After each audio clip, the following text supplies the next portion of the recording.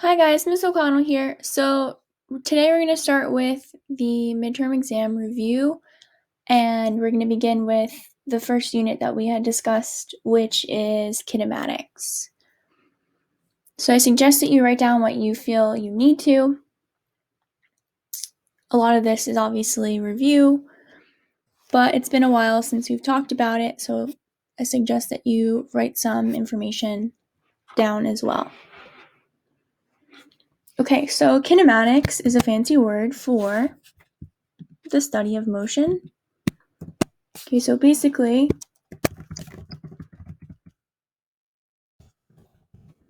it answers the question, how do objects move? Okay, so description of how objects move is considered kinematics.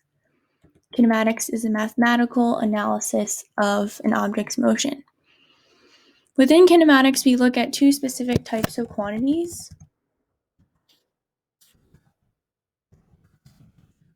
Okay, the first type that we looked at were technically scalar quantities, and the second type that we looked at are vector quantities. So vector quantities are basically just variables or quantities with magnitude and direction, and units, of course. Easiest example to remember would be velocity. Vector and velocity both start with a v.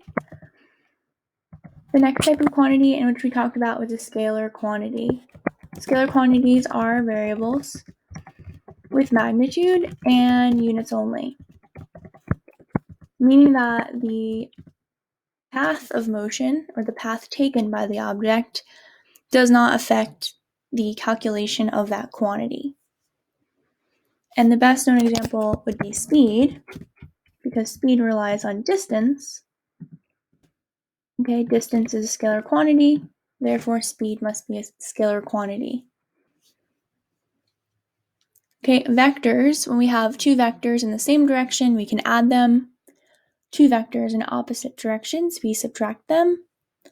If we have two vectors that are perpendicular to one another, meaning that they create a right angle between the vectors, we have to use Pythagorean theorem and trig to find the summation of those vectors.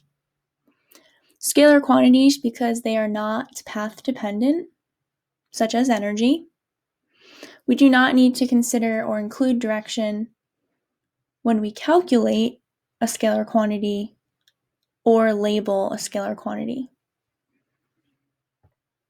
Specifically, the types of scalar quantities that we talked about, the first quantity we looked at in our ticker tape lab, we took a look at the position.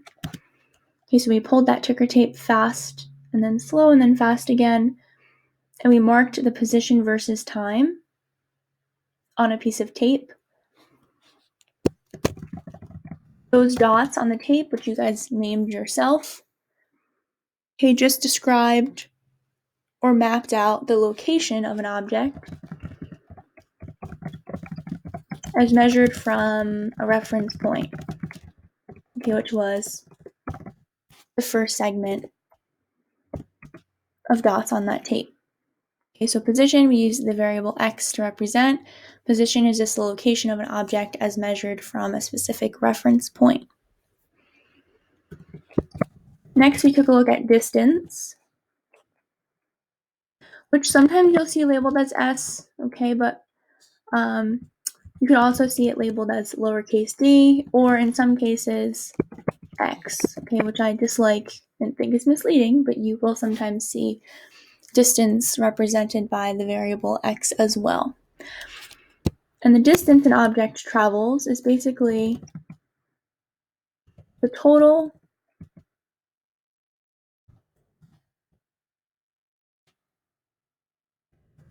I'm just going to redefine the word with the word, which is bad practice, but the total distance, meaning every step taken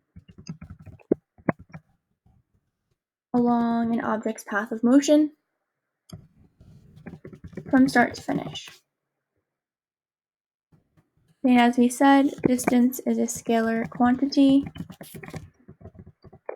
and its units are meters, just like position. Okay, but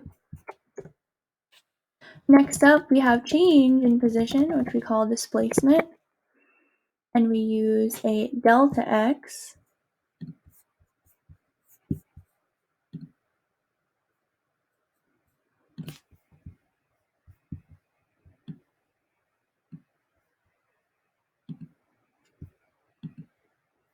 as a variable to represent displacement, delta meaning change in, and the displacement is a straight line distance from the starting to the ending points of an object's path.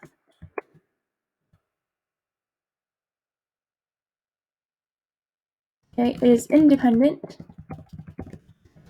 of the path of motion, the vector quantity, meaning that we must label the direction. Okay, that direction can be east, north,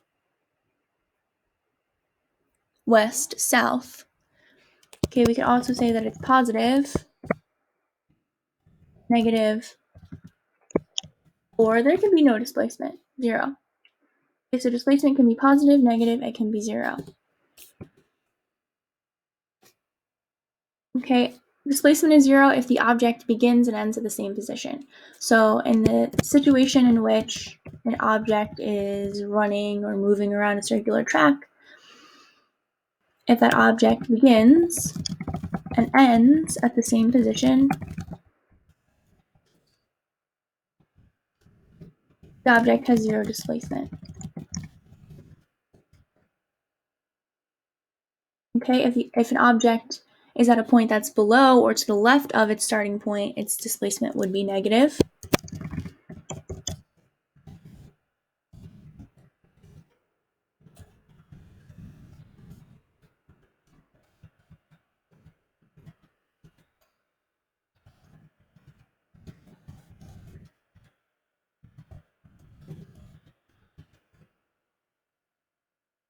So it can be south of or to the left of its starting position. That displacement would be negative.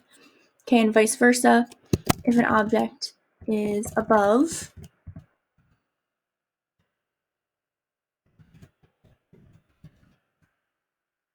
or to the right of its starting position, displacement will be positive.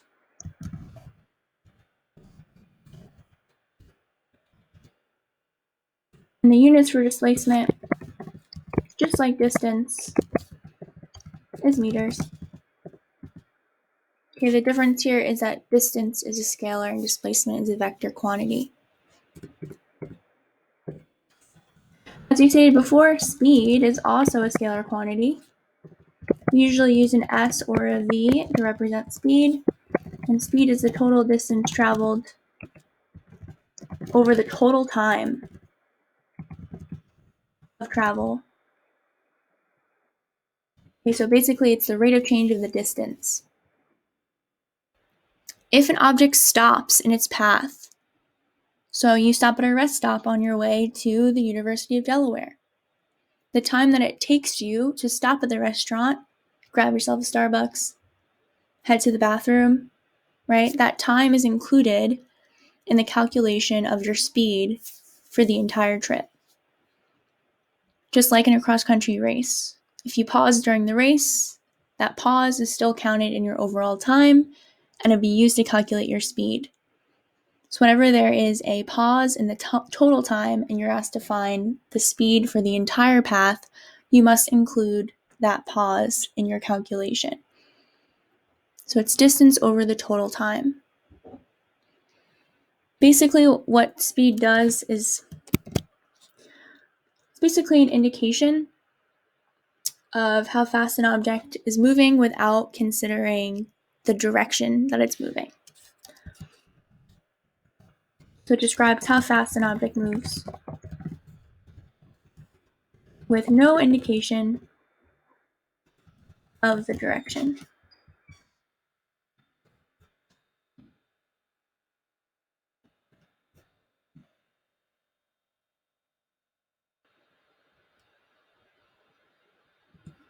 Okay, as we said before, speed is a scalar quantity. Its units are meters per second, m/s. Okay, and the speed is technically only constant if the object travels the same distance in each unit of time.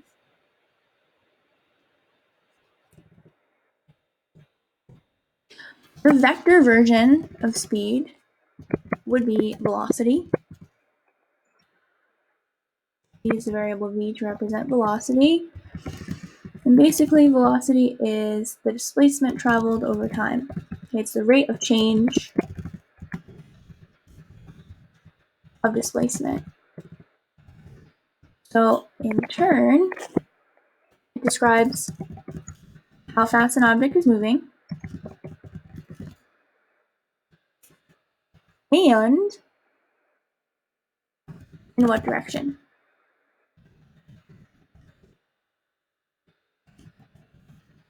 Object is moving. Okay, that direction can be either positive, negative, or there can be no direction, and we'll talk about that in a second. So direction can be positive, it can be negative, or 0.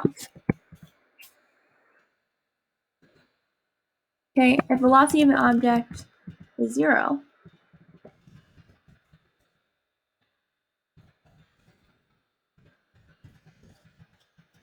it is not moving. Okay, a negative velocity indicates that the object is moving, but it's moving in the negative direction.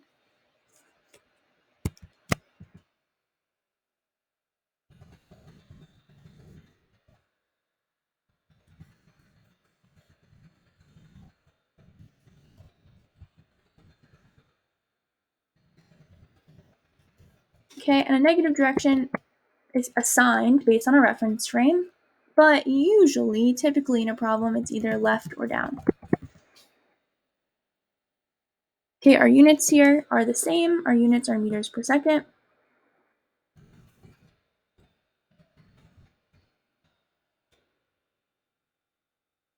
Okay, and the velocity of the object is constant if it travels the same displacement per unit time. So on a motion diagram, the spacing of our points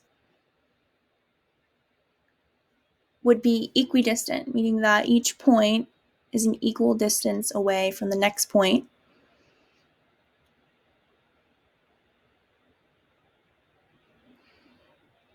Meaning that no additional ground is covered per unit time. So it's the same amount of ground covered per unit time. And our last quantity that we're going to discuss here is acceleration. We use a lowercase a to represent the variable for acceleration. Acceleration is the rate of change in velocity over time.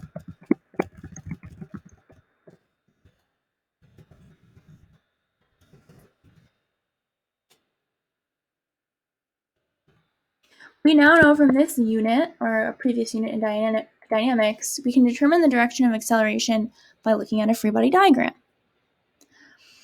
But acceleration basically results from a change in either the magnitude or the direction of the object's velocity, which is caused by an outside or unbalanced force. Okay, so acceleration results from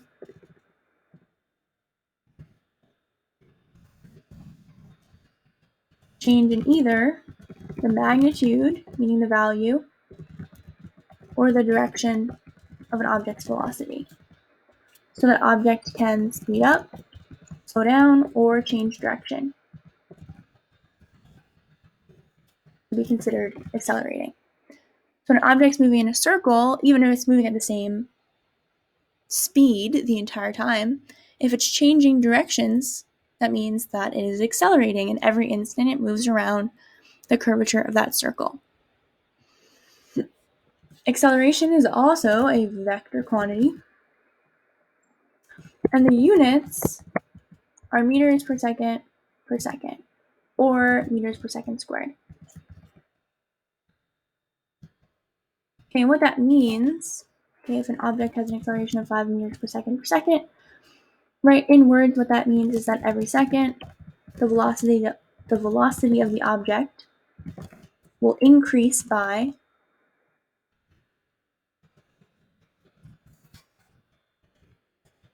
5 meters per second.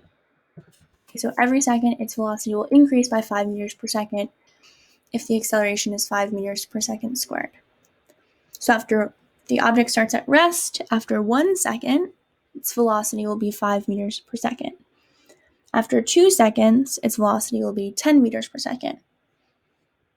Okay, after 3 seconds, our velocity will be 15 meters per second.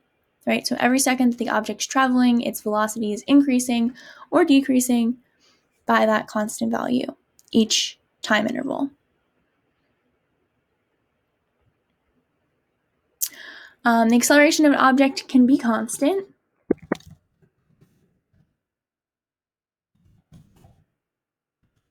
If the velocity changes by the same amount in each unit of time, then the acceleration is constant. Examples of that would be free fall, okay, and projectile motion, which we'll come back to in a few minutes.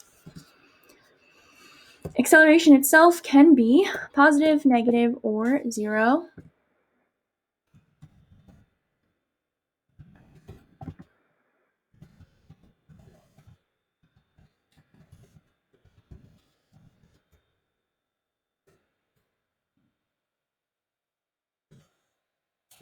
Okay, when acceleration is zero, we have two options. One, the object is not moving, it's stationary, or two, the object is moving with constant velocity.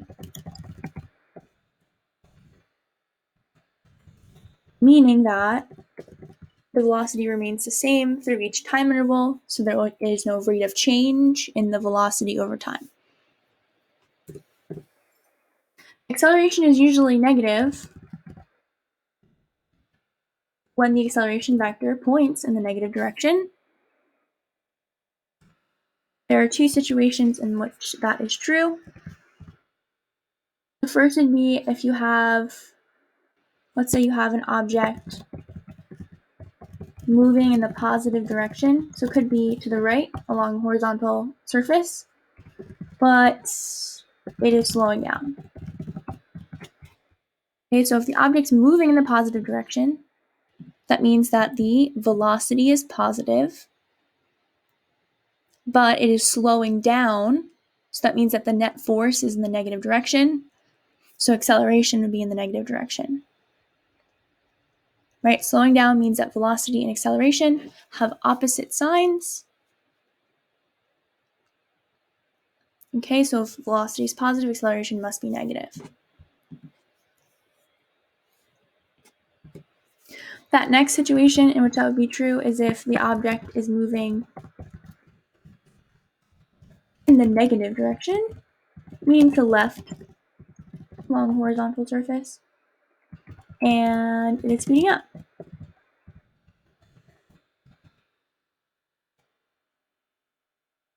Okay, so acceleration can be negative if the object's moving in the negative direction and speeding up.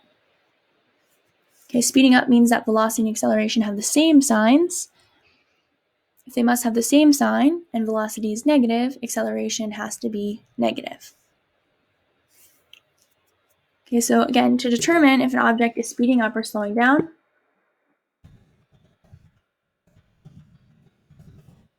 we have to consult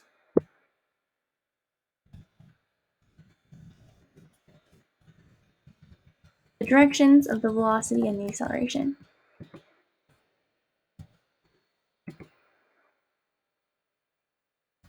Okay, so if the velocity and the acceleration in the same direction, the object is speeding up. Okay, so that works for two situations. If the velocity and the acceleration are both positive, the object is speeding up. If the velocity and acceleration are both negative, the object is speeding up.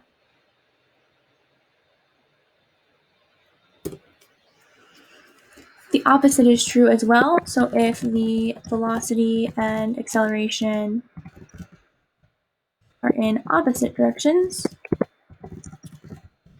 the object must be slowing down.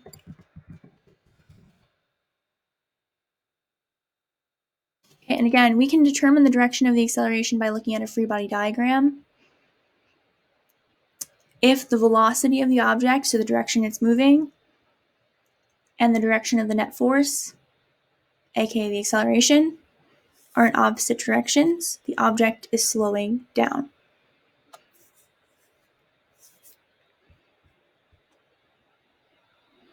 Okay, so let's jump back to situations in which acceleration is constant. When acceleration of a system is constant, we have a special set of equations that allow us to model and gain information about that system that we would not normally be able to do. Okay, so if acceleration is constant, we can use the big four equations to find out missing information about that system. In particular, constant acceleration is most notably used when we look at freefall or projectile motion. Freefall is one-dimensional kinematics, and projectile motion is two-dimensional constant acceleration kinematics.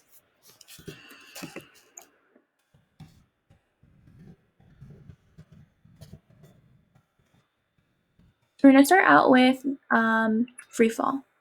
So acceleration due to gravity, which we call g, is the acceleration caused by or due to a planet's gravitational field, which on Earth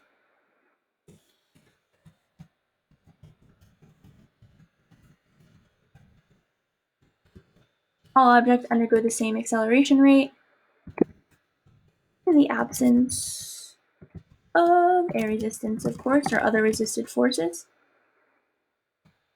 Which, if you remember the equation for air resistance, force of drag is either negative k times v or negative k times v squared, depending on the system. So when we ignore air resistance and there is no drag force, there is no F sub d, g will be equal to either positive or negative 9.8 meters per second squared. Whether it's positive or negative is only determined by the reference frame we choose. The magnitude of the acceleration will always be constant, 9.8 meters per second squared. It will never change throughout the entire path of motion. On the AP exam, they're going to tell you to use 10 meters per second squared instead of 9.8. Okay, but theoretically 9.8 is the correct value for g on Earth. We can apply that constant acceleration rate to study or analyze objects that are in freefall. Okay, so all objects will accelerate at that constant acceleration rate near Earth's surface. Again, we know that freefall is one-dimensional motion, and we have three types of freefall. So the first type, we say that the object is dropped from rest. When the object's dropped from rest, the assumptions that we make is that the initial velocity of the object will be 0 if it's dropped from rest. The acceleration is going to be a positive 9.8 meters per second. And why it's positive is because we say that the positive direction is down. The object is going to be speeding up in the downward or positive direction. If we say that down is positive, that means that the velocity of the object is positive. If the velocity of the object is positive and it's speeding up, the acceleration must be positive. So because in type 1 freefall, we say that down is a positive direction, acceleration must be positive. In type 2 freefall, we stick to that. We say that when an object is thrown vertically down, that down is also the positive direction, but the initial velocity must be greater than 0 in that downward direction. acceleration is still a positive 9.8 meters per second squared.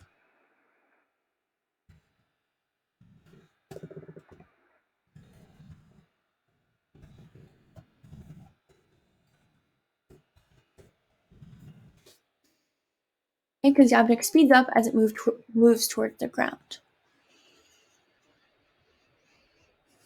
Our third type of free fall is when an object is thrown vertically upward. In these cases, we flip our reference frame. So we're saying that down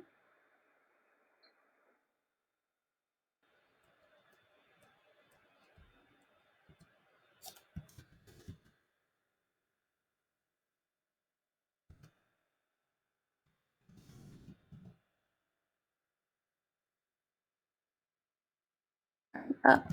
There we go. Up is our positive direction. Okay, so reason being is that our object is going to leave the ground with an initial velocity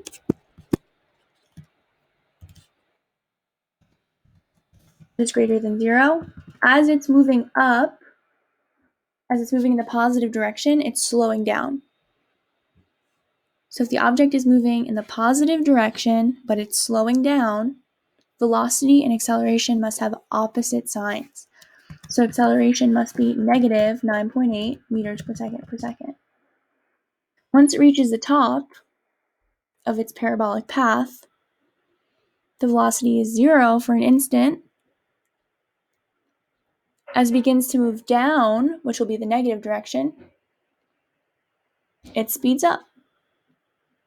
So speeding up means that acceleration and velocity need to have the same sign. So when it's moving down in the negative direction, acceleration must be negative if it's speeding up. So that means with type 3 freefall, the entire time the object is in the air, the magnitude of the acceleration is 9.8 and the direction is negative.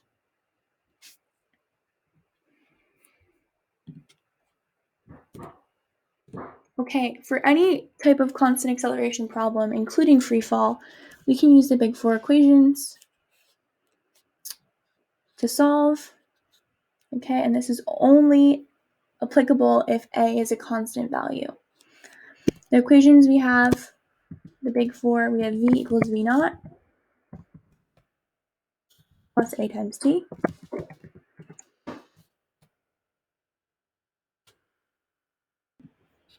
Delta X equals V naught times T plus 1/2 AT squared.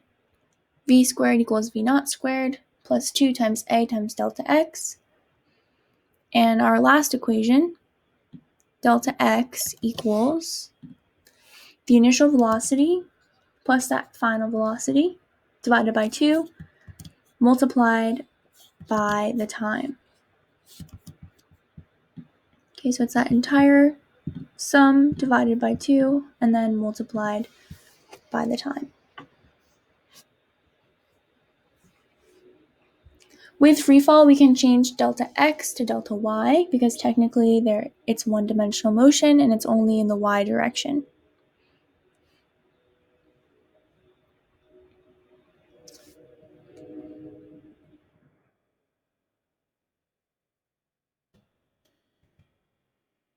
Okay, surrounding these problems, the wording is pretty essential here. So in order to tell the difference between situations in which we're talking about free fall versus projectile motion, being able to interpret the wording of the problems is pretty important. So we're going to go through some, catchphrases that we see and what that means, right? So the object starts at rest, or it falls, or it's dropped.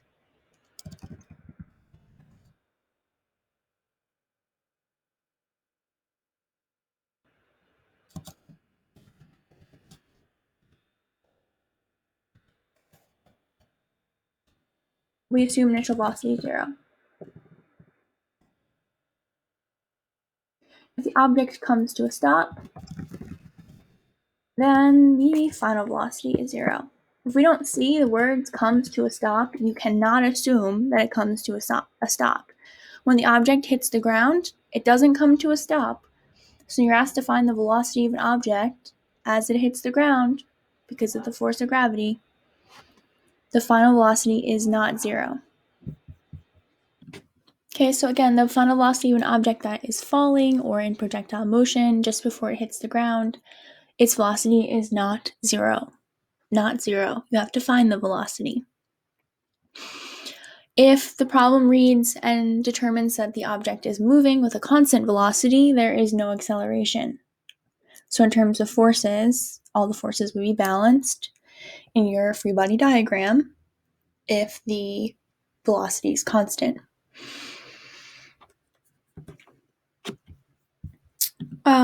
Last interpretation that we'll talk about. So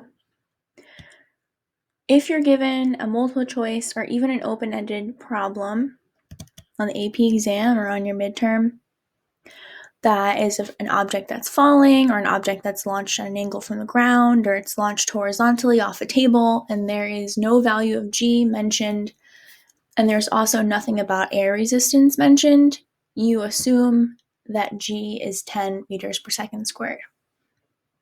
Okay, so that's an assumption that you have to make if it doesn't explicitly state an equation for drag or to include air resistance. Okay, so moving right along to two-dimensional kinematics.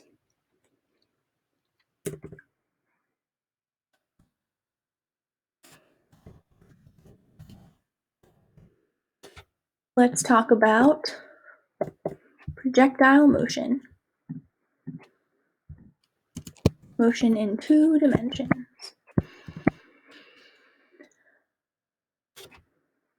But technically, right, our acceleration is still constant. Right, in the y direction, it's constant, 9.8, and in the x direction, it's a constant 0. The two types of projectile motion that we took a look at, the first is horizontal launch, which basically means that the object is launched with the horizontal, aka off a table or a surface,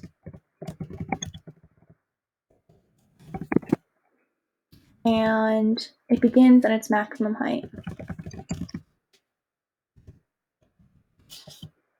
We know that the maximum height, the velocity of the object in the y direction is 0.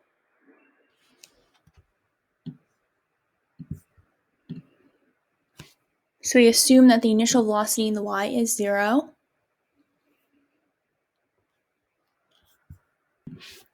As you stated before, the acceleration in the x is 0. Okay, the acceleration in the y is a positive 9.8, okay, or 10 meters per second squared. Okay, and that is true for every type of horizontal launch problem. If it begins at maximum height, the y component of the velocity is 0. The x component will be constant because there is no acceleration in the x. We know that because there are no forces, no unbalanced forces acting on the object in the x direction, only in the y direction. With projectile motion, our first step is to usually find the time or the height that the object is launched from. So our first step, find time, or technically height, works as well. As we stated before with our assumptions, the initial velocity in the y is equal to 0. So if we use the big 4 equation, delta y equals VO in the y times t plus 1/2 the acceleration in the y times t squared. If there is no initial velocity in the y, this whole segment of the quantity cancels out, and the height is reliant only on the constant acceleration value and the time it takes to fall. Okay, so we can use that equation to find either the time, the flight time, or the height at which the object's launched. After we find the time, our next step is to find the range, or sometimes the initial velocity in the x direction, which we know is constant. To do that, we actually use the same big 4 equation, except in terms of the horizontal variables instead. So you have delta x equals Vox times t. Because there is no acceleration in the x direction, 1/2 times 0 times t squared will give us 0.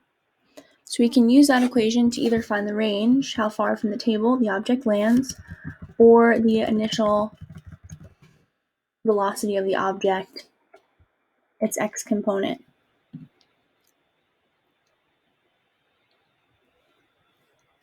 From there, we could possibly be asked to find the final velocity of the object. As we stated before, right, the final velocity of the object is not 0.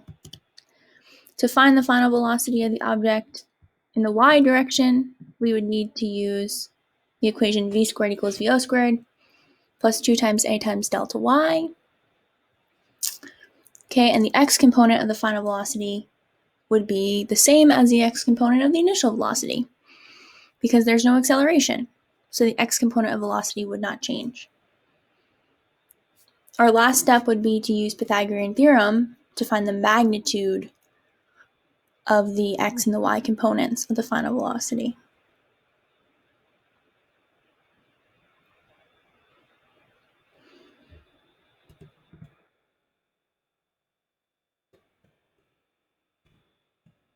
Okay, our next type of projectile motion that we discussed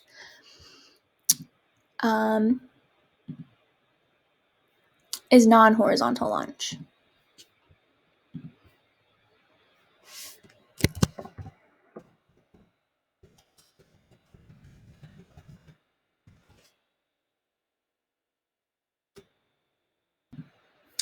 In which an object is launched from,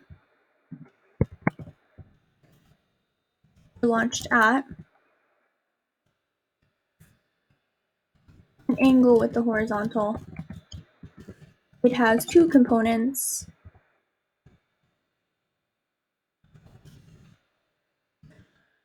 To its displacement, velocity, and acceleration.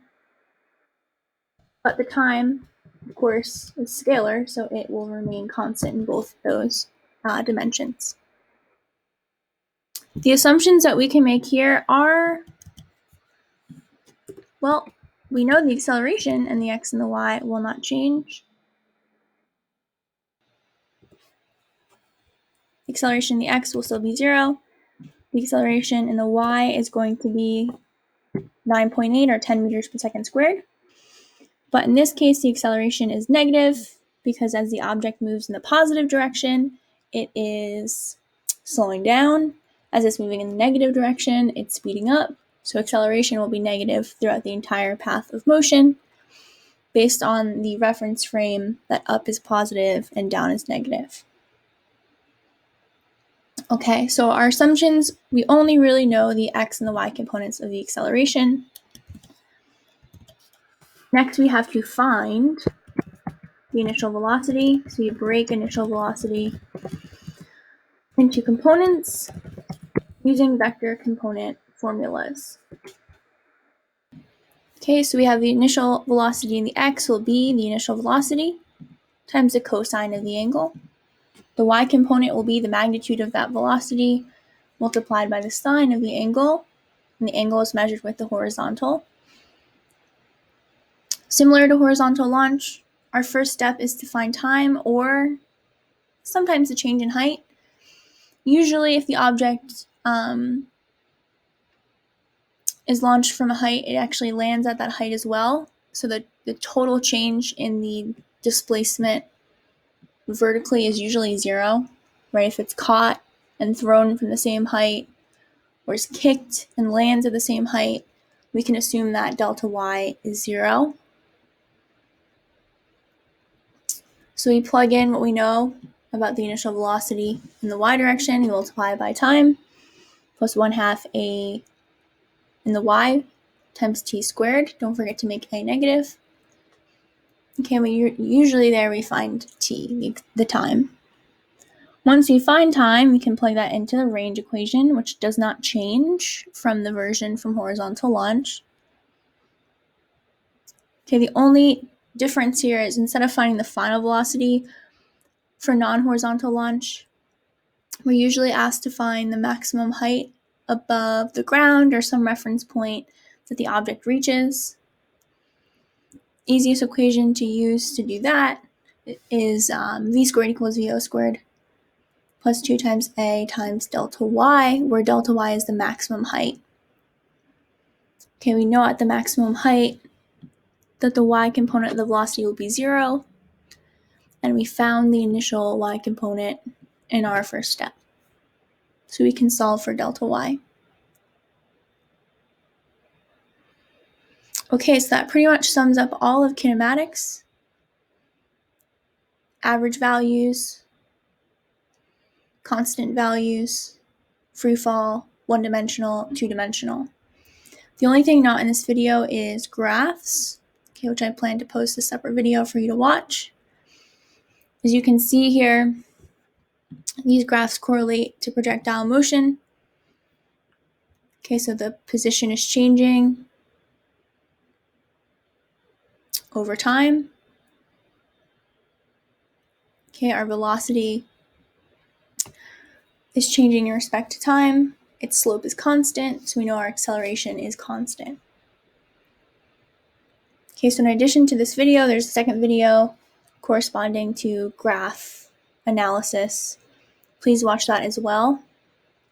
In classroom, you will see a practice set of problems, but I highly suggest that you take a look at your first test, go over that test, take a look at what questions you got right, which questions you got wrong.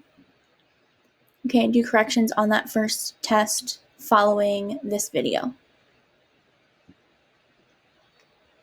Okay, so have a great weekend, guys. Email me with any questions or problems, and I will see you on Tuesday.